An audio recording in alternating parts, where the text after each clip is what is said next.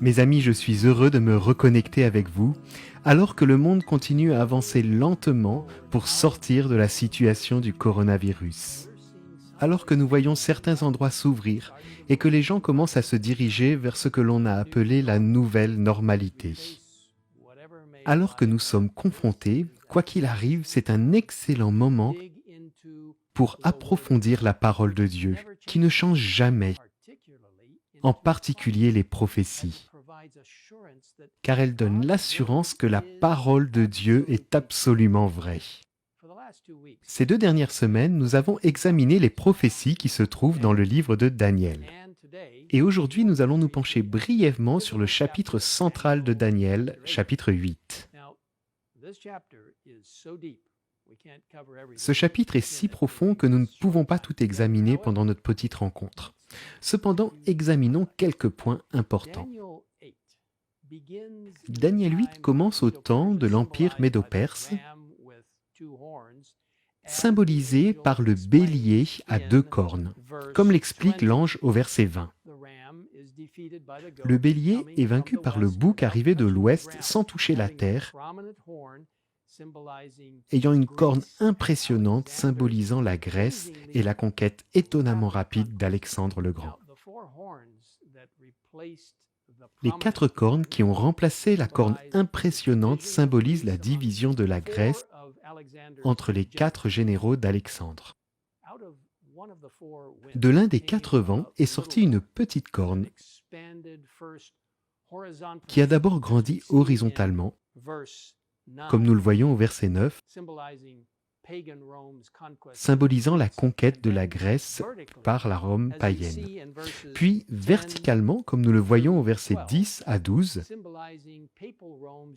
symbolisant les errances des gens surfant sur les pouvoirs et les prérogatives qui appartiennent à Jésus, appelé ici le prince des princes. Or, la chute des étoiles et de l'armée représente la persécution du peuple de Dieu. Et la chute de la place du sanctuaire indique que le pouvoir papal cherchait à remplacer le ministère de Jésus dans le sanctuaire céleste par un faux sacerdoce et un faux système de salut. Et maintenant, le point culminant de cette vision, dans Daniel 8, versets 13 et 14, « J'ai entendu un saint parler à un autre saint, dire à celui qui parlait, « Jusqu'à quand durera cette vision à propos du sacrifice perpétuel et de la transgression dévastatrice ? Jusqu'à quand le sanctuaire et l'armée seront-ils livrés au piétinement ? Et il m'a dit, encore 2300 soirs et matins, puis le sanctuaire sera purifié. » Vous savez, la question « jusqu'à quand » a été posée à maintes et maintes reprises par le peuple de Dieu. Par exemple, dans Josué 18, verset 3, Josué a demandé jusqu'à quand Israël attendra et négligera de prendre possession du pays que l'Éternel lui a donné. Dans 1 Roi 18, 21, Élie demande au peuple « Jusqu'à quand aurez-vous un comportement boiteux ?» Dans Psaume 94, verset 3, nous lisons « Jusqu'à quand les méchants éternels vont-ils triompher ?» Et dans Daniel 12, versets 6 et 7, nous lisons « Quand viendra la fin de ces événements extraordinaires ?» Et la réponse est donnée. Ce sera dans 1 temps, 2 temps et la moitié d'un temps. Et tout cela prendra fin quand la force du peuple saint sera entièrement épuisée. Puisque nous disposons d'un temps très limité, résumons des points clés en regroupant les 2 passages de Daniel chapitre 8 et chapitre 12. Nous avons appris qu'à la fin des 3 temps et demi,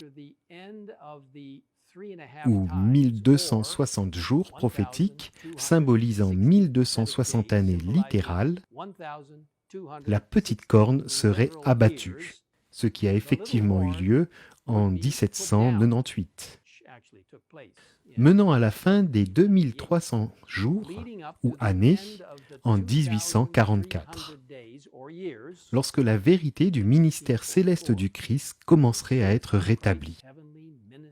En 1844, la purification du sanctuaire céleste commencera, faisant référence au jugement du peuple de Dieu et révélant qui fera partie du royaume du Christ.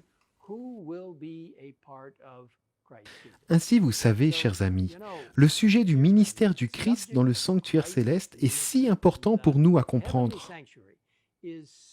Dans ce merveilleux livre, La tragédie des siècles, page 530, nous lisons «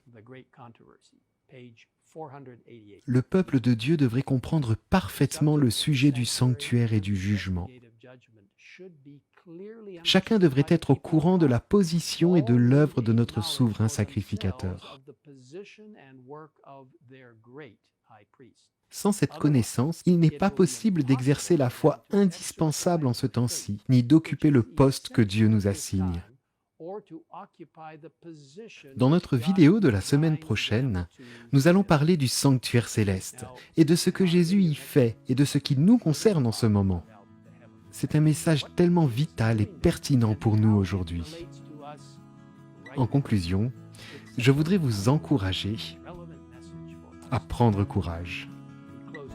Jésus-Christ, notre souverain sacrificateur, exerce son ministère pour nous en ce moment même dans le sanctuaire céleste, comme l'indiquent les Écritures. Nous pouvons avoir confiance en lui et en sa sainte parole.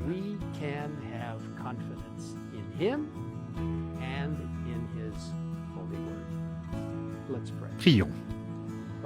Père céleste, sois avec chaque personne dans le monde en ce moment et aide-les à réaliser que la prophétie nous a été donnée pour nous assurer et nous encourager. Et que tu as tout prévu pour nous alors que nous entrons dans ces tout derniers jours de l'histoire du monde. Et que Jésus travaille pour nous dans le lieu très saint du sanctuaire céleste en ce moment même. Merci pour ce qu'il fait dans le cadre du jugement investigatif. Et nous sommes si reconnaissants que son sang et sa grâce puissent nous couvrir, comme nous nous soumettons à lui chaque jour. Merci pour la promesse de ton retour et que le Seigneur nous aide à être ses mains et ses pieds dans la guérison et l'espoir, dont ce monde a tant besoin. Au nom de Jésus. Amen. In Jesus' name, amen.